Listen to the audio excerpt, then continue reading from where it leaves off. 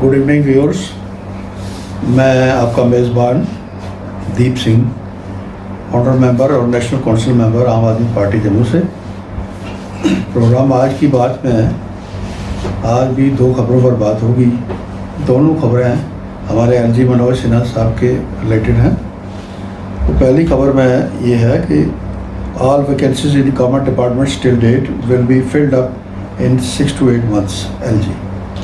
इसी तरह दूसरी खबर है LG inaugurates recommencement of balance work of Tawi barrage.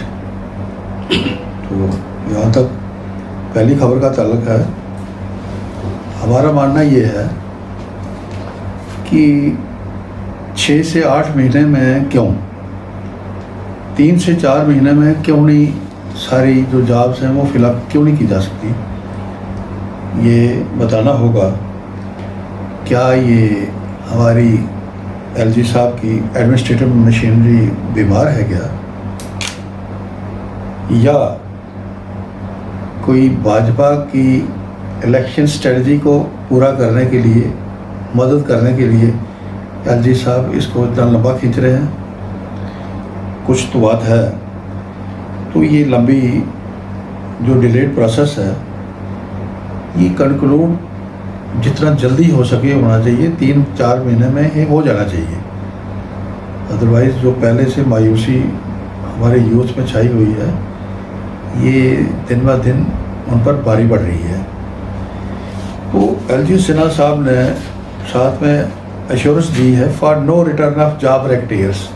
नौकरियों में खराबी करने वालों की वापसी नहीं होगी। बहुत अच्छी बात है, अगर ये कर पाते हैं बहुत अच्छी बात है। लेकिन क्या एलजी साहब इस काबिल होंगे कि वो भाजपा और आरएसएस स्पॉन्सर्ड जो पावरफुल माफिया है, जो सरगर्म है पिछले 3 साल से, उसको चेक कर पाएंगे? एक सवाल है। तो इस हालत में हम यही कहेंगे, तेल देखो और तेल की दार देखो। इसके सिवा इस स्टेज पे कुछ कहना मुश्किल है। तो इसी तरह दूसरी खबर है LG inaugurates recommencement of balance work of Tawi barrage. तो इस पे हमारा मानना ये है, हम सबसे पहले भगवान का शुक्र करेंगे कि ये रिकमेंसमेंट जो है ये 10 साल के बाद शुरू की जा रही है। मगर ये भाजपा के रोल में कंप्लीट भी होगी या नहीं, इसका जवाब मिलना बड़ा मुश्किल है। क्योंकि जो भाजपा के शुरू किए हुए काम हैं, ये पिछले 10 साल से ये प्रोजेक्ट जो है तभी बैराज वाला, ये ऐसी तरह लंगड़ी हालत में पड़ा हुआ है, बल्कि मुर्दा हालत में पड़ा हुआ है।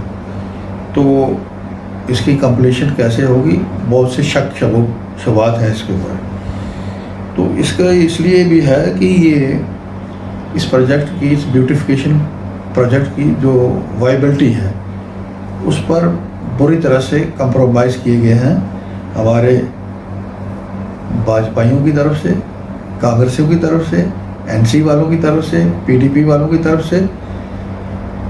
तकरीबन सब ये लोग कहीं ना कहीं वो उस पीछे सरकारों का हिस्सा रहे या उनके मददगार रहे, या अपने लालची और करप्ट एजेंडे पूरे करने के लिए आपस में कंप्रोमाइज़ करते रहे।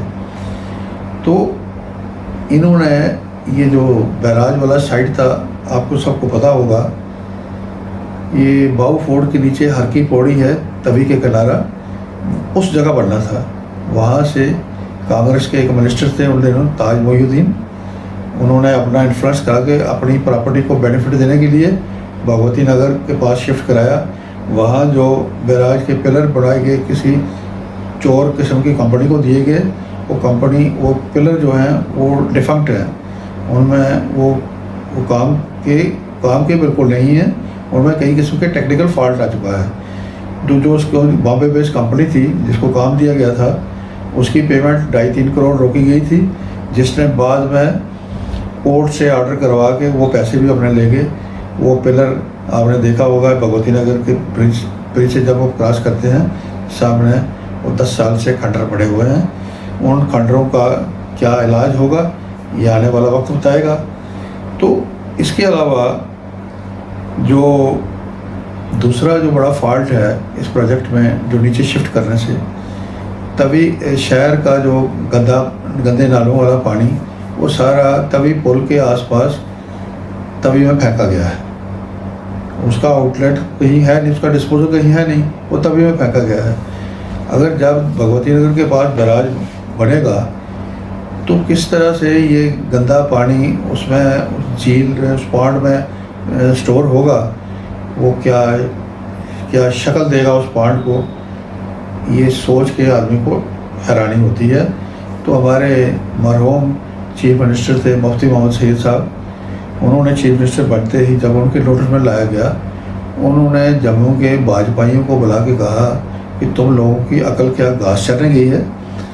ये सारा गंदा पानी डाल के गंदे लिफाफे गंदगी पानी में तैरती हुई नज़र आएगी। यहाँ कौन सा साबरमती वाला ब्यूटिफिकेशन प्रोजेक्ट झील बनाओगे आप, क्या खूबसूरती लाओगे, क्या ये मुझे इनको जवाब देना मुश्किल हो गया था। तो इस तरह से शक होता है कि कहीं इनका ये प्रोजेक्ट कहीं ऑलरेडी फेल तो नहीं हो गया। इसी तरह से शक की बात दूसरी जगह आप देखें, एक दूसरी मिसाल है हमारे पंचतीर्थी बाहू में एक कंडोला प्रोजेक्ट 1.5 साल पहले आपको याद होगा, उसकी वो इनागोरेशन के लिए तैयार था। एक ट्रायल में उसका एक ट्रायल दिया गया, ट्रायल में एक्सीडेंट हो गया, 4-5 मासूम लेबरर्स जो थे मजदूर वो मारे गए। उसके बाद वो कोई इंक्वायरी आर्डर हुई, उस इंक्वायरी का क्या आउटकम हुआ, उसकी क्या रीजंस थी, आज तक ना एलजी एडमिनिस्ट्रेशन ने बताई, ना हमारे सिविल सोसाइटी ने, हम जम्मू शहर के लोगों ने कभी सवाल किया। तो उस वक्त उस एक्सीडेंट की वजह से अगर वो फॉल्ट कहीं छोटा फॉल्ट था, एक्सीडेंट हो गया, नहीं होना चाहिए था, तो फिर भी ये इनागोरेशन 2 महीने के बाद हो जानी चाहिए थी। तो आज तकरीबन 15 महीने लेट होने के बाद भी उसकी इनागोरेशन की कोई बात ही नहीं कर रहा। यहाँ स्मार्ट सिटी के प्रोजेक्ट इनागोरेट कर रहे हैं धड़ाधड़ एलजी साहब और दूसरे भाजपाई लीडर। उस गंडोला प्रोजेक्ट पर जिस पर करोड़ों रुपया खर्च किया जा चुका है, उसकी ना इंक्वायरी की बात कर रहा है कोई, ना उसकी फर्दर इनागोरेशन की बात कर रहा है। वहाँ भी एक शक पैदा होता है कि कहीं वो प्रोजेक्ट कंप्लीटली फेल तो नहीं हो गया। तो ये जो एलजी एडमिनिस्ट्रेशन की पुरसरार खामोशी है, ये बहुत से शक व शबात को जन्म देती है। तो हम उम्मीद करते हैं कि जम्मू के लोग अपनी खामोशी तोड़ेंगे और ये एलजी और भाजपाई नेताओं से, राजनेताओं से ये सवाल ज़रूर करेंगे कि इसमें इतनी ताख़ीर क्यों है, इसमें इतनी मक्कारी क्यों दिखाई जा रही है। बहुत बहुत शुक्रिया।